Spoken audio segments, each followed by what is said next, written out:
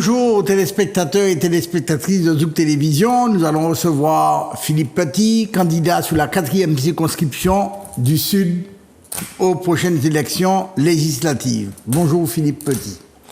Bonjour Monsieur Paolo. Donc, on va pas faire comme si on se connaît pas. Ça, c'est moi pas aimé faire ma cacouille. On se connaît depuis très longtemps. Donc, je vais t'appeler Philippe et tu peux m'appeler Carl naturellement. Je vais te demander dans un premier temps de te présenter rapidement. Tu es pharmacien, tu es connu. Ce n'est pas la première fois que tu te présentes à des élections. Tu étais candidat aux élections territoriales. Une rapide présentation. Bon, d'abord, Carl, puisqu'il n'y a pas de faux semblant, merci de m'avoir invité en tant que... Alors, je ne sais pas si c'est amateur éclairé, mais peu importe. Et merci à Zouk TV donc, de m'inviter, de participer à la vie locale et qui, en l'occurrence, devient nationale, puisqu'il s'agit d'une élection nationale. Bon, je suis pharmacien retraité depuis maintenant 3 ans et j'ai un de mes fils qui a pris la succession. J'ai été président de club de football pendant 20 ans, qui est une de mes passions, le foot. Et puis, j'ai essayé donc d'encadrer des jeunes. Et puis, j'ai essayé de faire de l'entrepreneuriat tout au long de ma vie. Et disons, de me rendre actif, parce que je suis plutôt une personne, quand elle s'engage jusqu'au bout. Et quand elle a sa mission, elle va jusqu'au bout. Donc aujourd'hui, ma mission, c'était à double titre, en tant que président de l'UDI, de présenter des candidats. Nous présentons des candidats, puisque nous avons 3 candidats sur les 3 circonscriptions autres que le Sud. Et puis moi-même, de maintenir mon appareil politique que j'avais créé en 92 sous le nom de MLM, et qui maintenant s'appelle UDEM, Union des démocrates et écologistes de Martinique, mais qui a le même fond d'ouverture d'esprit, de tolérance et d'ouverture sur l'Europe, que représente une chance pour nous, les Antilles françaises. Merci pour ta réponse. Alors, puisque tu présides la fédération UDI de Martinique, c'est un mouvement national qui a soutenu et qui a participé au gouvernement de M. Macron. Non. Enfin, continue, mais il y a une petite... il y a un petit bémol que je vais apporter. Est-ce que, donc... il m'a semblé qu'il le soutenait peu ou prou. Est-ce que tu te sens un peu comptable de la précédente législature et donc la politique menée à ce jour par le président de la République, ou est-ce que tu as un point de vue qui est, sur certains aspects, divergent? Alors, soyons bien clairs, parce que c'est toujours dans la nébuleuse centriste, on ne sait jamais qui fait quoi. L'UDI s'est associé avec les LR, qui ont été une formation d'opposition à M. Macron. C'est pour ça que l'UDI soutenait Valérie Pécresse. D'accord. On est bien d'accord. On est d'accord. C'est-à-dire que l'UDI n'était pas derrière M. Macron. Certainement pas. Pour différentes raisons. On est d'accord. Bon. La deuxième chose, c'est qu'au deuxième tour des présidentielles, entre un vote dit d'extrême droite, qui est Le Pen, et un vote Macron, qui était celui qu'il était, peu importe, avec une certaine ouverture sur le monde, l'Europe, ou la démocratie, tout simplement, ou la perception humaine, le choix s'est fait, bien que nous ne soyons pas d'accord avec M. Macron, de 2 mots, choisir, selon nous, le moindre. D'accord? Voilà, pour ce qui est de l'UDI. Donc, à la date d'aujourd'hui, si je me présente dans le Sud et nos 3 formations, il y a des gens qui sont soutenus, je n'ai pas encore leur nom, il y a des gens qui sont soutenus par, je crois que leur maison commune s'appelle maintenant Ensemble, et que dans Ensemble, il y a la République En Marche, le MoDem, d'autres formations politiques. Donc, on est, a priori, si je devais siéger, je siégerais au niveau de l'UDI, qui siégerait dans un bloc avec les Républicains. Très bien. Alors, lors des dernières élections territoriales, donc, qui sont récentes, juin 2021, tu patrouillais une liste. Oui. Et cette liste avait fait un score relativement modeste. Tout à fait. Sur la Martinique. Alors, est-ce que par rapport à ce que tu considères que c'était un accident? Et qu'est-ce qui te conduit à penser aujourd'hui que ta candidature, comme celle des 3 autres femmes qui se présentent sur les autres circonscriptions, mais qu'on va recevoir, bon, c'est ce qui nous permet de penser que les choses se passeront différemment? Alors, mon but ce n'est pas forcément le résultat. Mon but, c'est l'action. Et en ayant présenté une liste à la CTM, quand il y avait à la fois Yann Monplaisir, Ralph Monplaisir, Philippe Joc, Béatrice Bellet, Max Orville, on savait très bien que le résultat serait dilué, puisqu'on n'avait pas fait de rassemblement, comme on fait Grand Assemblée dit des indépendantistes ou Alliance Martinique dit des autonomistes. Donc, on savait très bien que le résultat était voué. Tu laisses PIA de côté. Et PIA, et puis l'autre, la Martinique ensemble, de Concorde, de Madame Concorde, de Madame la sénatrice et de Monsieur le député Nilor au PIA, je les laisse ensemble, c'est-à-dire qu'a priori, eux-mêmes avaient peut-être pas la Martinique ensemble qui se lançait, mais qui est issue du PPM, donc qui forcément avait une philosophie, elle a récupéré les voix du PPM, et Alliance Martinique, Jean-Philippe Nilor est le fils d'Alfred Marie-Jeanne. Donc, ça veut dire qu'il récupérait des voix du MIM. Donc, c'était par rapport à ça. Bon. Donc, du coup, nous savions que c'était voué, effectivement, pas à la réussite. Ça, c'est sûr. Par contre, ce qui m'a été plaisant, c'est de pouvoir découvrir des dames qui aujourd'hui sont candidates aux législatives. Donc, on a fait œuvre de pédagogie. Alors, elles vont se lancer, c'est peut-être... Et de renouvellement, parce que et de renouvellement dans le paysage. Et puis, je rappelle toujours que comme nous sommes dans la Constitution française, l'article 4 de la Constitution française parle bien de l'organisation de la vie politique autour des partis politiques. Ça veut dire que s'il n'y a pas de parti, il n'y a pas d'élection. Donc, il fallait nécessairement qu'on représente notre sensibilité centriste et appuyé par l'UDI, mais je l'ai fait aussi parce qu'effectivement nous avons un partenariat, dirons-nous, logistique avec un parti national, ce qui permettait de le faire, parce que je ne me serais pas engagé non plus s'il avait fallu seulement mettre de l'argent pour la gloire. Il fallait quand même qu'on puisse imprimer des bulletins, il fallait quand même qu'on imprime des affiches, il fallait quand même qu'on fasse un corpus d'idées. Donc je suis satisfait malgré tout d'avoir participé à la CTM, à l'élection de la CTM. Alors, tu es candidat sur la circonscription sud. Est-ce que pour toi, cette circonscription est singulière par rapport aux trois autres? Est-ce que tu lui trouves, en dehors de ses caractéristiques géographiques et physiques, est-ce qu'il y a un particularisme et tu seras confronté à un ancien président, un ancien parlementaire, M. Marie-Jeanne, ancien président de la collectivité territoriale, le député sortant, Jean-Philippe Nilor, et donc, outre de me donner ton point de vue sur cette circonscription et de ses principaux enjeux, avant de passer au programme, est-ce que tu peux aussi nous dire quelle est ton appréciation sur l'activité du député Nilor, eu égard à la dernière législature?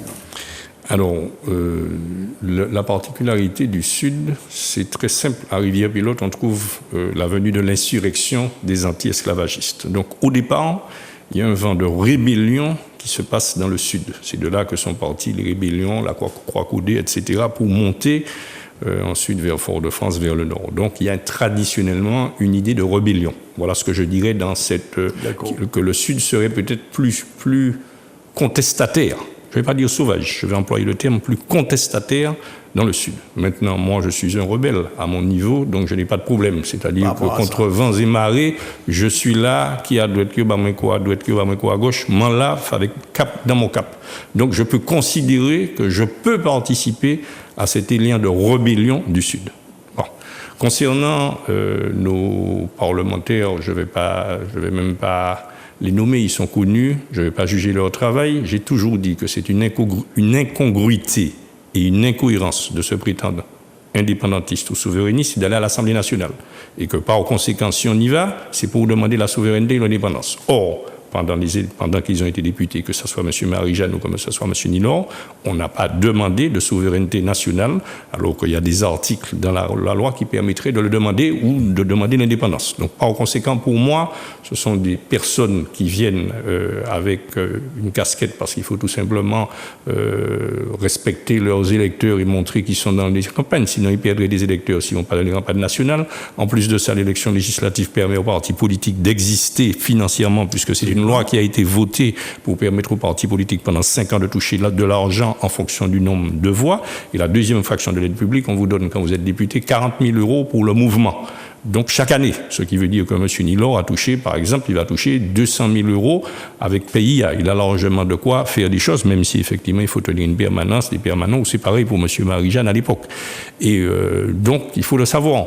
C'est pour ça que je me suis toujours demandé, c'est comme par hasard, quand M. Marie-Jeanne s'est présenté alors qu'il ne voulait pas que le Racing se présente, il n'était pas candidat à la députation, c'est quand la loi a changé en 88 du financement des partis politiques que tout d'un coup le MIM décidait qu'à aller. Comme je connais M. Daniel Marissette, qui est un organisateur hors pair, il a dû simplement flairer qu'il y avait de l'argent récolté pour son mouvement politique, pour son mouvement, hein, pas pour des détournements. Nous sommes bien d'accord. Voilà.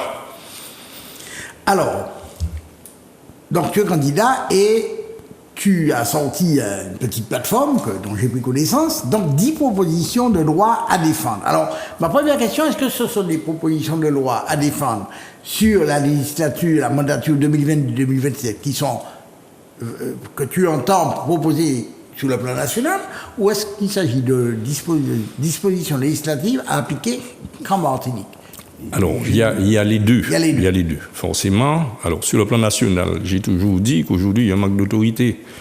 Et sur le plan de l'éducation, il y a des difficultés. Donc, on va commencer, je préfère commencer par l'éducation et finir par l'autorité. L'éducation, pour moi, il faut remettre un certificat d'études, le genre de certificat d'études qui existait pour qu'on ait vraiment validé le français, les mathématiques, entre autres, à la sortie de... Je parle à quelqu'un qui connaît l'enseignement, à la sortie du cours moyen 2. Il faut absolument qu'on arrive à faire un bilan de connaissances. Un certificat d'études. Je veux un examen. Tu veux un examen? Un examen qui valide ce qu'on a fait au primaire.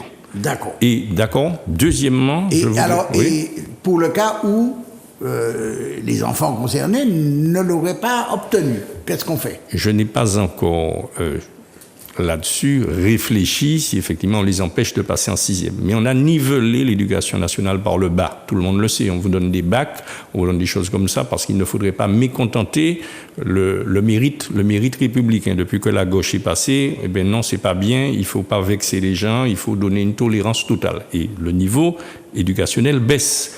Le niveau de la compréhension en français baisse. Est arrivé le réseau social, donc quand vous faites deux petits icônes ou bien deux petites choses et puis deux petites phrases fétiches clés, t'inquiète, t'es caté, et puis c'est comme ça qu'on fait du français. Donc maintenant, t'inquiète, t'es caté, c'est le français. Donc j'estime que le français ne se réduit pas à t'es caté. Voilà, par exemple, une des propositions qu'on sache que...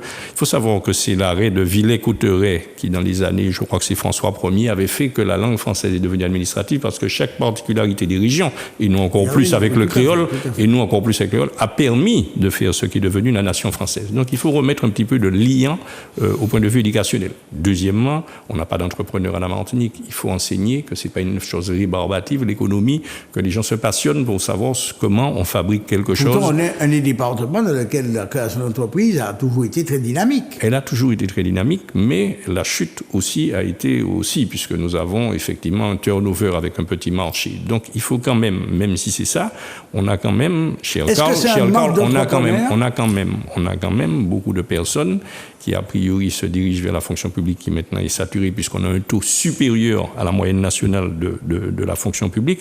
Et on a surtout beaucoup de personnes, c'est surtout ça, le chômage au RSA, même si ça a baissé, ça a baissé parce que les jeunes sont partis. Ça a baissé de manière mécanique, le chômage, les jeunes sont partis. Donc quand on regarde sur la population active, on s'aperçoit que le chômage a baissé. Et mathématiquement, que les personnes âgées ont augmenté. Donc a priori, il faut quand même pouvoir sortir des personnes qui sont du RSA en leur donnant une envie de travailler. D'accord? Donc pour moi, c'est l'éducation. Et puis l'autorité qui va de pair avec... moi je crois que quand un jeune arrive aujourd'hui et qu'il voit que la vie, il y a plus d'argent à gagner dans la drogue qu'en allant travailler. Je parle des jeunes qui sont un petit peu paumés, qui sont déjà borderline, qui n'ont pas forcément des familles, qui ont pu les tenir, parce que la maman elle-même était au RSA et que dans la rue, ils rencontrent des choses faciles. C'est pas toujours que des familles de ce type-là. Je suis bien placé pour le savoir. Donc, par conséquent, la fumette, c'est une maladie qui est arrivée et la fumette entraîne des trafics. Par conséquent, il faut aujourd'hui pouvoir avoir un service militaire. Maintenant, qui reprennent comme avant. C'est Jacques Chirac, militaire de carrière à l'époque, dans les régiments beaux militaires que Mme Chirac avait connus, qui a supprimé le service militaire en 98. Quand je regarde bien, ça correspond finalement à des places de prison qui sont allées en exponentiel, parce que justement, il n'y avait pas le mélange des classes sociales, l'autorité, j'allais presque dire au clairon, au lever du soleil, faire son lit, quand aujourd'hui vous dormez la moitié de la matinée ou toute la matinée, puisque vous avez vendu votre affaire la nuit, etc. Donc par conséquent, je pense qu'il faut remettre le service militaire. Et ce serait spécifique Non. Pour partout. Non, pour partout. C'est une loi et c'est pour ça que je souhaite être avec l'UDI et peut-être les Républicains s'ils sont associés en fonction du nombre de parlementaires, puisque un groupe de parlementaires, c'est 15 personnes. Absolument. Si le groupe suffit, je voudrais vraiment que cette parole soit portée par le groupe parlementaire à ce moment-là. Le fait que, par exemple, on a le RSMA, c'est des volontaires, c'est ceux qui veulent. Obligatoire. Moi, je veux rendre le service militaire obligatoire. Mais quand c'est obligatoire, il y avait des dispenses et il y avait un tiers seulement d'une classe d'âge, je ne sais pas, 2 tiers, il faut revoir les statistiques.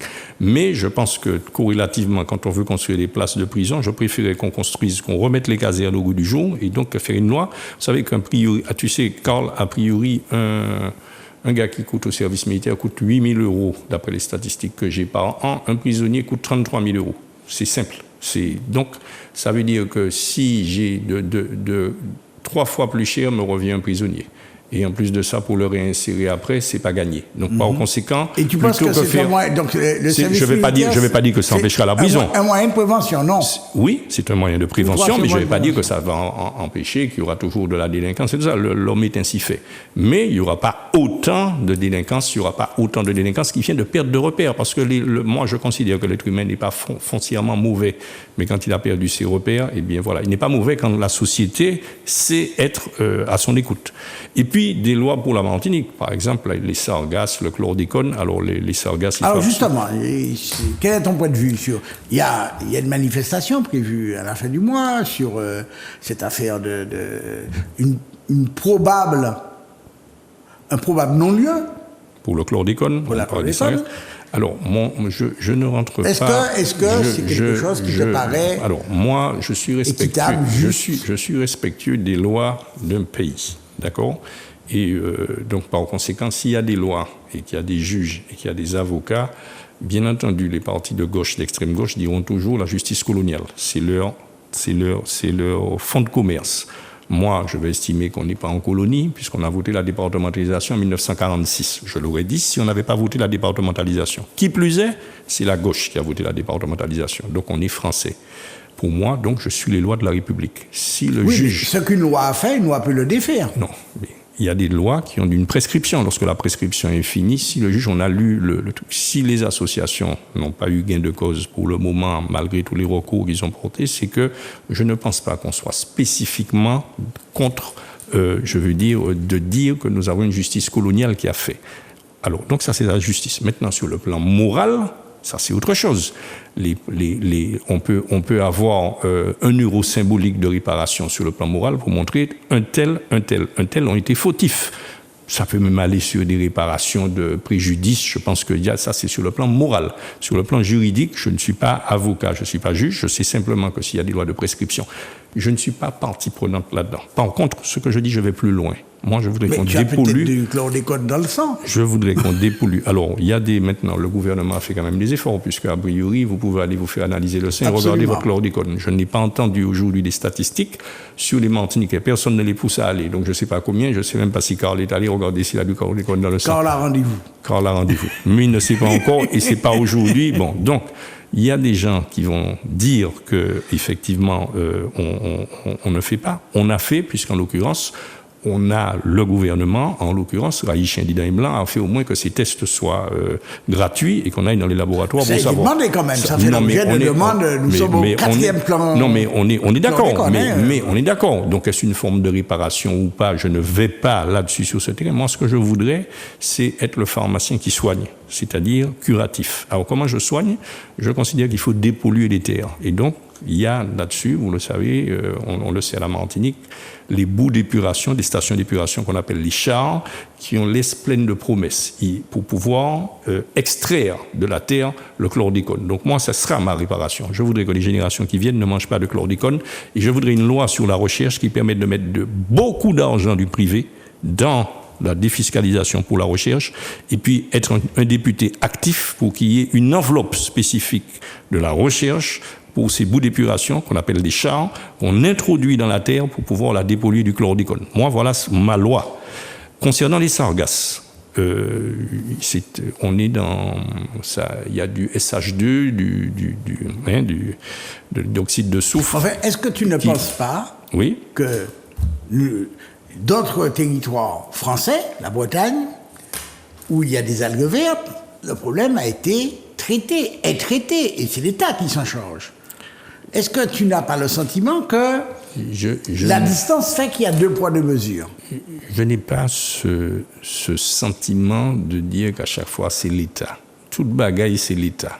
Non, mais pour les algues vertes, c'est l'État. Les algues vertes. Alors, je n'ai pas connaissance du dossier breton. D'accord. Et je ne sais pas si la collectivité territoriale, en tout cas, on va appeler la grande région Bretagne, maintenant ça dépasse la Bretagne, ils ont d'autres noms de régions, n'a pas elle-même mis des sous, et toi non plus tu ne le sais pas, parce que c'est pas là l'État seulement, il se trouve que la région met des sous, et pour le faire. Donc par conséquent, la CTM peut mettre aussi des sous en disant c'est seulement l'État. Mais là n'est pas le problème. Pour moi, c'est donner les moyens, si l'État...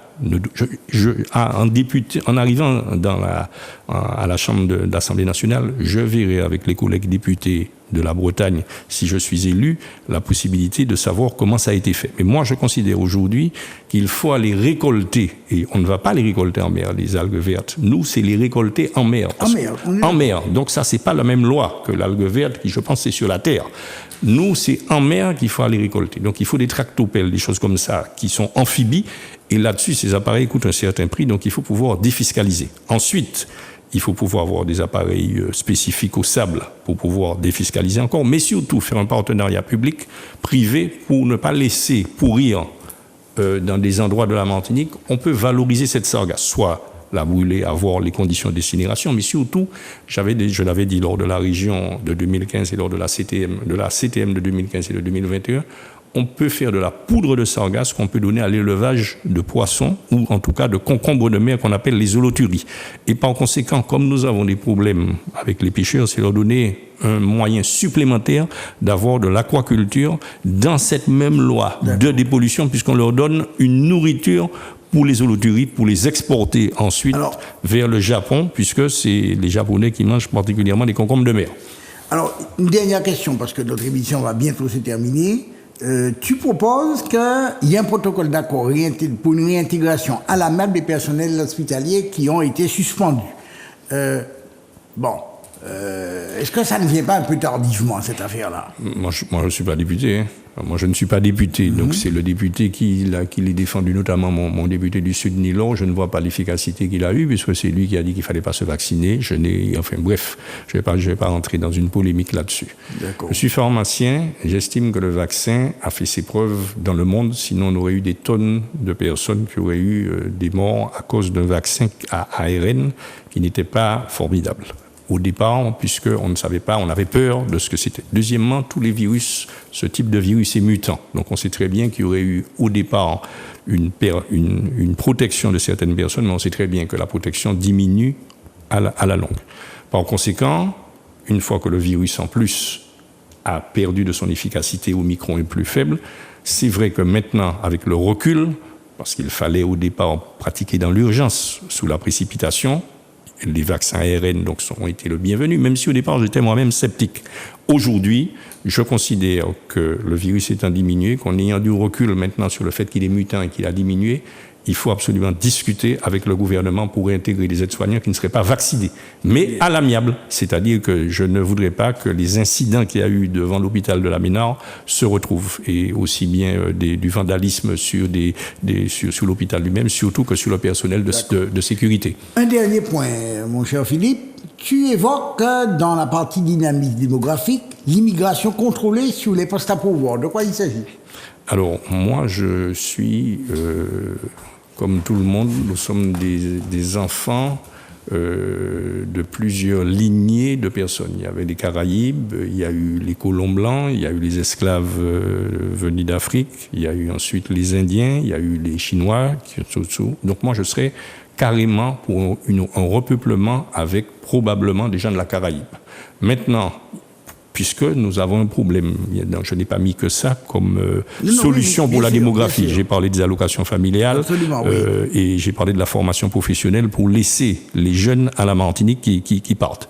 Mais je suis tout à fait pour l'intégration donc d'Haïtiens, de gens de la Dominique, Sainte-Lucie ou autres, peu importe. Mais ceux qui sont les plus francophones sont les Haïtiens, à condition qu'on regarde vraiment les postes à pourvoir et qu'on ne fasse pas... alors pour le moment, il n'y a pas d'immigration, puisqu'il y a des permis de séjour, des permis de travail, des cartes de travail, mais je suis pour qu'on les naturalise. Moi, ça ne me pose pas de problème, d'accord. Ils ont une double nationalité haïtienne et française, ça ne me pose pas de problème, à condition que les postes à pourvoir soient effectivement en adéquation avec leur capacité.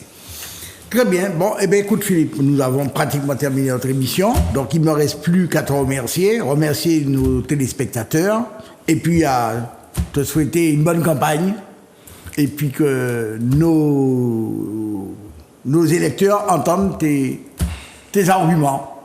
Je te remercie, Karl, et puis à toi aussi, dans ton nouveau statut de présentateur politique. J'espère que à la suite de ça, tu seras probablement le titulaire de cette chaire. Je fais ça pour le fun. Mais c'est très sympathique et tu connais tes dossiers, et donc par conséquent, je pense que c'est profitable aussi bien aux téléspectateurs qu'à Zouk TV. Je te remercie. Pas de problème.